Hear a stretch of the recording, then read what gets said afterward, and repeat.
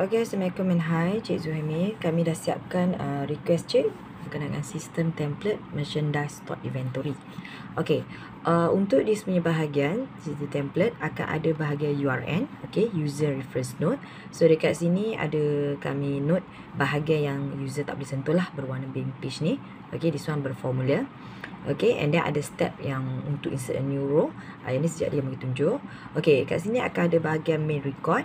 Okay, maksud dia dekat sini user hanya masukkan sahaja perkara, maksud dia detail barang yang nak direkod lah. Okay, macam contoh kat sini buku nota, alat tulis dengan mark. Okay, and then akan ada bahagian inventory record. Okay, bahagian inventory record akan adalah bahagian nak tunjuk mengikut kategori. Okay, kategori ada 3, iaitu staff, merchandise, corporate. So user boleh type in. Selain itu, yang ni adalah pilihan. Yang mana ada underline ni adalah bahagian drop down list lah. Maksudnya ada pilihan yang kami set dalam ni. Selain daripada tu, just type in. Okay, and then thread section untuk tunjuk keluar masuk produk yang kita masukkan dalam this one, yang item kita masukkan tadi dekat dalam main record. Okay, inventory untuk stok keluar dah masuk. And then the last one akan ada bahagian report summary, iaitu PM report lah untuk rugi. Okay. Okay, untuk inventory, okay, first user just masukkan, macam kami cakap tadi, masukkan item. Contoh kita letak buku nota, alat tulis mark. Okay, ini sampel yang kami dah masukkan dan flow bagi keluar masuk produk tersebut. Contoh kita start dengan okay, buku nota, alat tulis mark. Then first user just fokus dekat bahagian stok masuk dulu, sebab kita nak tahu berapa stok masuk. Okay, so starting stok katakan kat sini kita start dengan Januari. Okay, kita letak buku tulis, alat tulis mark, and then kat sini kita letak 1/1, kita tarik masuk dia, and then masukkan berapa jumlah stok masuk dia, and then kos belian dia berapa. So maksudnya dekat sini yang kami letak warna lah. Okay, warna hijau ni adalah tanda untuk user fokus bagi stok masuk. Okay, so tarikh jumlah stok masuk, and then kos belian berapa kita bayar modal kita untuk stok masuk tadi itulah. Okay, itu saja.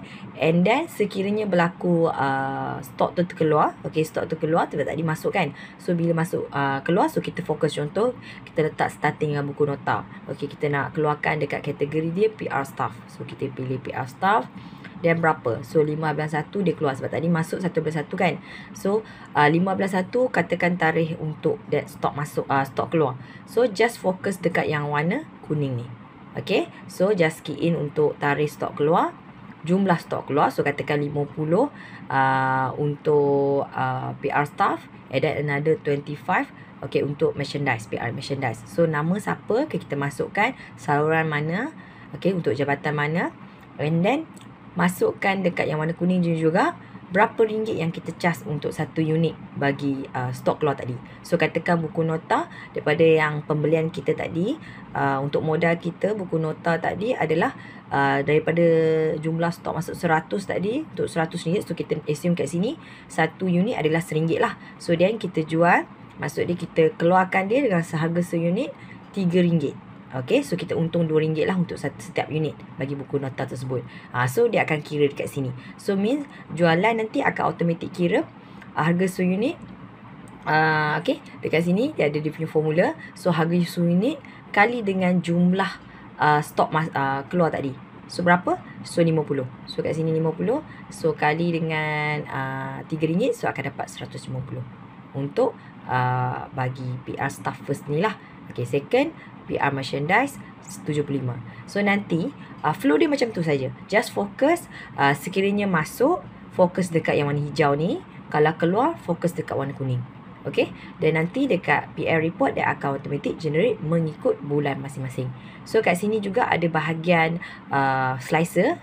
Okay, so misal kata user nak view untuk Januari saja, so just klik Januari, so dia akan view untuk Januari saja bagi transaksi yang berlaku untuk stok masuk dan stok keluar. Okay, begitu juga dengan Februari. So far kita key in macam ni lah. So after that balik lah untuk kita ni. Kiranya slicer untuk this one dia fokus untuk stok keluar. Kalau yang ni dia fokus untuk stok masuk. So far untuk Februari kita tak buat masuk lagi, kita just buat Januari saja dulu. So kalau untuk next ni user just key in macam biasa sajalah. So nanti kira kita akan dapat untuk 1 tahun, user akan dapat berapa dia punya report summary lah. Okay, so report summary ni, untung rugi ni dia akan kira by bulan. So jumlah jualan, okay, tolak jumlah belian, and then kedua-dua ni yang dapat jawapan tadi tu, dia akan tolak jumlah belanja. So dapatlah untung rugi. So secara kasar dan tolak dia akan dapat secara bersih lah. Okay, nanti dia akan ada graph dekat sini. So user boleh print up macam biasa, just click print. So nanti kita akan dapat one page of 1 year lah. Okay, so kiranya misal kata Cik Zul nak guna untuk secara tak kira starting untuk tahun ni dah start bulan 10 kan. So just key in saja bulan 10. So untuk tahun depan just renew file. Okay, ambil yang original, just masukkan tahun baru dekat di sini.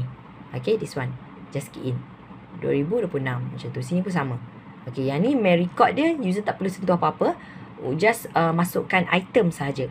Okay, untuk insert a new row, okay, ada cara, ada step dia. Okay, untuk main record inventory, user just masuk macam ni saja. Okay, kita tengok main dekat sini. Just pilih ni, kat sini klik kanan, insert. Okay, yang dekat warna black ni. Okay, warna grey, warna grey. Okay, inventory pun sama. Step dia kalau kita nak masukkan row baru, klik kanan, insert. Macam tu. Sebab kita nak pastikan formula yang sebelumnya auto generate. Okay, yang berwarna pinkish ni. Itu sahaja. Okay, so nanti Cik Zul boleh play around for this system. Kalau ada apa-apa untuk buat penambahan ke atau buat adjustment ke, just inform. Nanti free kami akan take note macam biasa. Itu sahaja. Thank you. Okay guys, jangan lupa klik button subscribe, like video kami ni dan share dengan member anda yang lain, okay? Gracias!